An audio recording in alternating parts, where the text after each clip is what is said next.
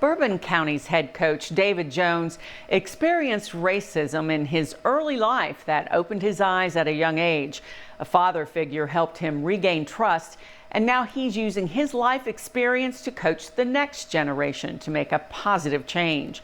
Charlie Walter has more. Before David Jones was the head coach of Bourbon County, the former UK defensive back was the second African-American head football coach in Eastern Kentucky history. Y'all understand that? Used to be. Decades prior, his first experience with racism took place in a small town in West Virginia. I'm 12, 13 years old, and a Klan member threw a homemade bomb in my grandmother's house. Rushing to something like that at a young age, it really, and thank God it did not go off. They caught the guy and all that, but you know, it really changed me. Another turning point in his life came a few years later. That's when his basketball coach, David Cook, adopted him as one of his own. You know, he raised me like his own, and he was a white guy.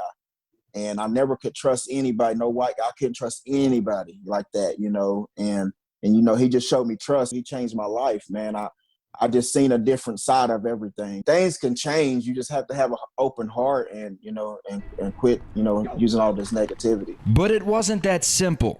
Racism still affected him. He lost a lot of business because, you know, he announced me as his son. He dealt with more when he moved to Lexington. He remembers getting lost on the road with a friend and being pulled over by 8 police officers. You know, I was scared of my life, man. It was just an eye-opener when I came up here. I'm used to being back home. I get pulled over by a cop.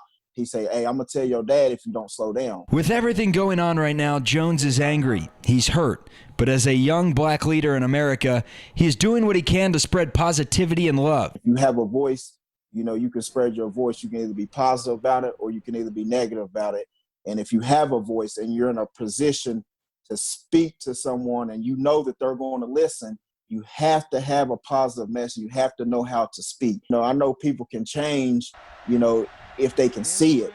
But people have to have an open mind to be able to do that. That would require listening to what is being asked. Charlie Walter, LAX 18 News.